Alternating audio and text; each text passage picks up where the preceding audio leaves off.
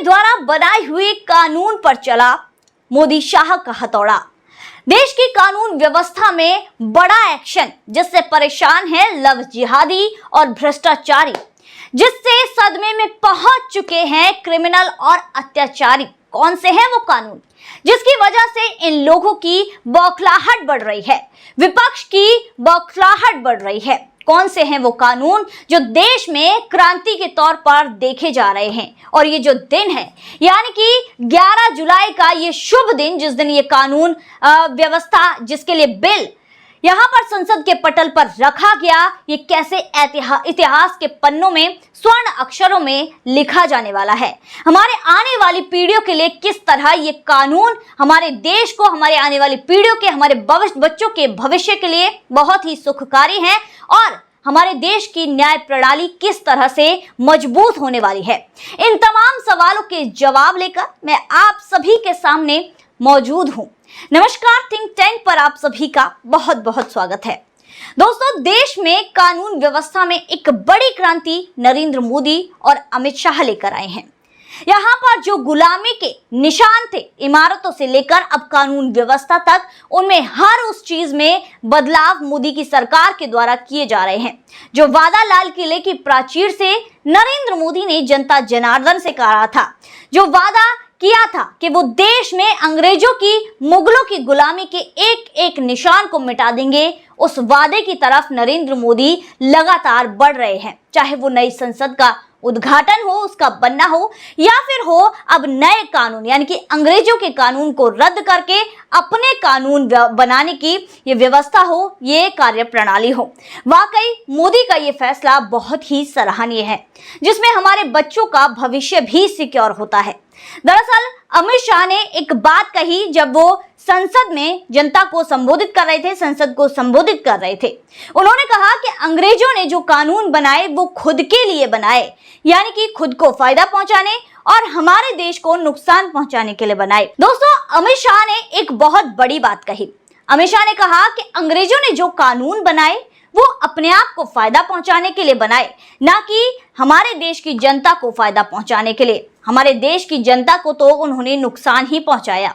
इसके अलावा उन्होंने एक बहुत ही अच्छी बात कही कि उन्होंने जो कानून बनाए उनका काम था सजा देना, लेकिन हम जो कानून बना रहे हैं उसका काम है न्याय देना।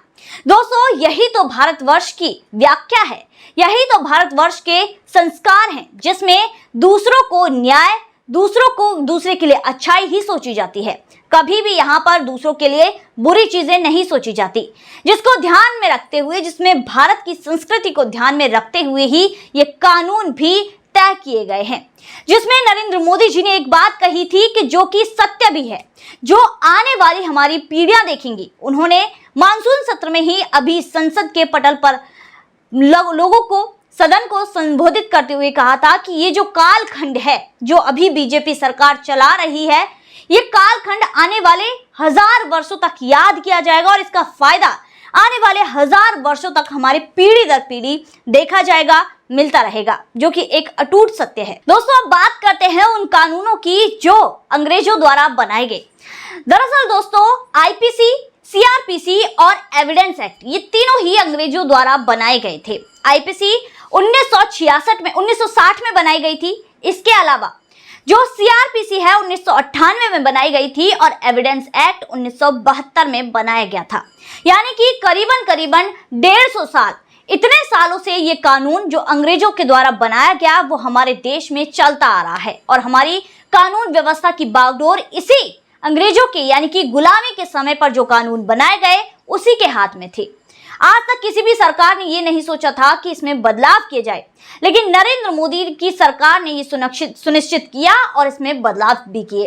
दोस्तों, यहाँ पर अब जो क्राइम की एफआईआर होगी वो ऑनलाइन की जाएगी। यानी कि होता है कि जो बड़े बड़े लोग होते हैं उनके कहने पर जो पुलिस वाले क्राइम कर रहे थे, भ्रष्टाचार में लिप्त हो जाते थे, जो मध्यम वर्ग के लोग हैं, जो निचले वर्ग के लोग हैं, उनकी एफआईआर नहीं लिखते थे, क्योंकि ऊपर से जो बड़े लोग थे उनसे घूस खा लेते थे, उनका प्रेशर होता था, जिसकी वजह से उन लोगों को न्याय नहीं मिल पाता था। लेकिन अब जो एफआईआर होगी वो ऑनलाइन की जाएगी। यहाँ पर इस बिल में सीधे और साफ तौर पर कहा गया है कि जो यहाँ पर पुलिस द्वारा एफआईआर के बाद चार्जशीट होगी वो मिनिमम 90 और मैक्सिमम 180 डेज के अंदर दाखिल कर दी जाएगी। इसके अलावा जो यहाँ पर कोर्ट है उसको भी यहाँ पर यानी कि हमारे देश की न्याय प्रणाली के लिए भी ये कहा गया है कि न्याय प्रणाली में भी हमें इसमें जो कोई भी केस है उसके अंदर जो मैक्सिमम 3 साल के अंदर सारी चीजें जानकर सुनवाई करके सजा दे दी जाएगी। दोस्तों, हमने देखा है कि हमारे देश में जो न्याय प्रणाली है कितनी स्लो चल रही है।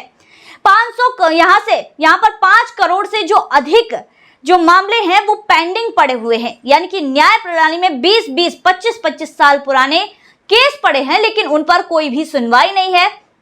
यहाँ पर लोगों की चप्पलें घिस जाती हैं, लेकिन कोर्ट में उन्हें न्याय नहीं मिलता है, जिसके चलते ये बनाया गया है। और इसमें भी यहाँ पर जो लोग लव जिहाद करते हैं उनके भी कान मरोड़ने के लिए मोदी सरकार ने सख्त एक्शन की बात की है। हमारे देश में लगातार हमने देखा है कि लव जिहाद कितने पैर पसार रहा है। लव जिहाद यानी कि जो दूसरे वर्ग के लोग हैं दूसरी महिलाओं को यानी कि बच्चियों को बहलाने के लिए जो बहलाने फुसलाने के लिए कलावा बांध लेते हैं, माथे पे टीका लगा देते हैं और कहते हैं कि हम तो तुम्हारे जैसे ही लोग हैं, हमारा तुम्हारा धर्म एक ही है, मैं तो तुम्हारे ही धर्म का हूं। और बाद में जब वो उसका इस्तेमाल कर लेता है, जब वो व्यक्ति उसको चीट कर देता है, उसके बाद जब सच्चाई खुलती है तो उस लड़की का जीवन बर्बाद हो चुका होता है। या तो वो आत्महत्या कर लेती है या फिर अपना धर्म परिवर्तन करके उसी जिहादी के साथ चली जाती है, और जिसके बाद उसकी क्या दुर्गति होती है हम सबको पता है। उसको 35 टुकड़ों में काट दिया जाता है, जिस पर एक्शन लेते हुए अब इसमें भी कड़ी से कड़ी सजा का प्रावधान दिया गया है। जो भी व्यक्ति नाबालिग बच्ची के साथ रेप करता है उसको फांसी की सजा सीधे सीधे सुनाई जाती है। इसका भी इसमें प्रावधान दिया गया है और ये बहुत ही अच्छी, क्योंकि नाबालिग बच्चों के साथ क्राइम बहुत ज्यादा बढ़ रहे हैं, जिसमें बच्चों के साथ जो क्राइम करने की पहले 7 साल सजा थी अब 14 साल हो चुकी है, जिसमें गैंग रेप करने पर सजा 20 साल हो चुकी है, जिसके बाद अब कोई भी व्यक्ति का क्राइम करने से थर-थर कांपेगा। यहाँ पर कोई भी व्यक्ति क्राइम की दुनिया में कदम रखने से कांपेगा। इसके अलावा मॉब लिंचिंग को भी लॉ के दायरे में लाया गया है। इसके अलावा जो खतरनाक किस्म के व्यक्ति हैं, देश के भगोड़े हैं, वो जो विदेश भाग जाते हैं, क्राइम करते हैं और विदेश भाग जाते हैं, उनकी गैर मौजूदगी में भी मुकदमा चलेगा, बाकायदा सजा होगी, जिसके बाद अंतर्राष्ट्रीय स्तर पर उसको कोशिश की जाएगी दूसरे देश की सरकारों से बात करके कि उस व्यक्ति को इतनी सजा दी गई है उसको वापस भारत भेजा जाए, जिसके लिए भी अब कानून तैयार किया जा रहा था। क्योंकि हमने देखा है कि आमतौर पर लोग क्राइम करते हैं और भाग जाते हैं, जैसे कि दाऊद इब्राहिम हमारे देश में कितने खतरनाक ब्लास्ट उसने करवाए, हत्याएं करवाई, जिसके बाद वो विदेश भाग गया और आज तक पकड़ा नहीं गया है क्योंकि वो भारत आया ही नहीं है, जिसके चलते अब ऐसे लोगों पर, ऐसे खतरनाक अपराधियों पर भी उनकी गैर मौजूदगी में एक्शन होगा। इसके अलावा बड़े बड़े अधिकारी जिन पर एक्शन नहीं होता था, जिन पर एक्शन के लिए मुकदमा दायर करने के लिए, जिन पर एक्शन के लिए जो है यहाँ पर परमिशन ही नहीं मिलती थी, अब उनके लिए भी 120 दिन के अंदर ही यहाँ पर उनके ऊपर मुकदमे की हामी भरी जाएगी, यहाँ पर बात कही जाएगी, ऐसा भी प्रावधान बनाया गया है।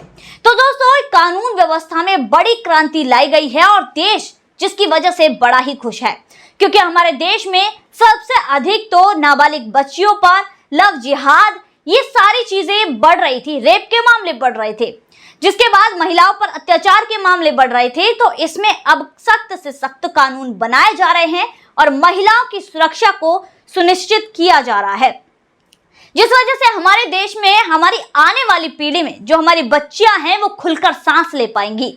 आज कितने क्राइम बढ़ गए हैं हमने देखा है, लगातार एक के बाद एक आए दिन रेप की घटनाएं सामने आती रहती हैं, दरिंदगी की घटनाएं सामने आती रहती हैं, गैंग रेप किए जाते हैं और रेप के बाद बच्चियों को मार दिया जाता है, जिसमें अब सीधे सीधे फांसी की सजा का प्रावधान बनाया गया है। तो दोस्तों, नरेंद्र मोदी सरकार ने देश के कानून व्यवस्था में बड़ी क्रांति लाई है, जिसको देश स्वर्ण अक्षरों में याद रहेगा, यानी कि इतिहास में इस जो दिन को, यानी कि 11 अगस्त के इस दिन को, जिस दिन ये सारी चीजें की गई, ये जो अध्यादेश है पटल पर रखा गया, इस दिन को यहाँ पर स्वर्ण अक्षरों में लिखा जाएगा और हमेशा ही ये देश की जनता इसको याद करेगी। क्योंकि दोस्तों, आज से पहले जितनी भी सरकारें रही हैं उन्हें कुछ याद ही नहीं था कि ये जो कानून है ये क्यों बनाए गए हैं। इन कानूनों के तहत देश की जनता का भला नहीं हो रहा है, देश की जनता परेशान है आज तक। लेकिन इन लोगों ने इस तरह की चीजें नहीं सोची। इन्होंने सोची कि प्लेसेस ऑफ वर्शिप एक्ट बनाया जाए, जिसकी वजह से हिंदू अपने मंदिरों पर क्लेम ना कर पाए। जिन मंदिरों को तोड़कर मस्जिद बनाई गई है उन पर क्लेम ना कर पाए। इन्होंने इतने हद तक, यानी कि इन्होंने सोची तो तुष्टीकरण की राजनीति सोची।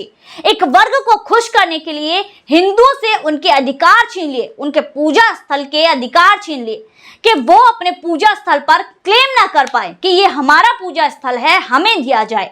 जिसमें इन लोगों ने पूरी मनमानी चलाई, जिसके तहत इस जो पुरानी सरकार रही है उनकी सोच वहीं तक रही है कि वोट बैंक लेना है, वोट लेना है, तुष्टीकरण की राजनीति करनी है। हमें तो भाई सत्ता चाहिए, हमें जनता के भले से, देश के भले से कोई मतलब नहीं है। जिसके बाद अब नरेंद्र मोदी की सरकार ने देश में बड़ी क्रांति लाई है और जो देश ही नहीं बल्कि दुनिया देख रही है। दुनिया में देश का नाम रोशन हो रहा है और भारत बॉस कहलाया जा रहा है। तो दोस्तों आज के लिए बस इतना ही, फिर मुलाकात होगी ऐसी वीडियो के साथ। तब तक के लिए देखते रहिए थिंक टैंक।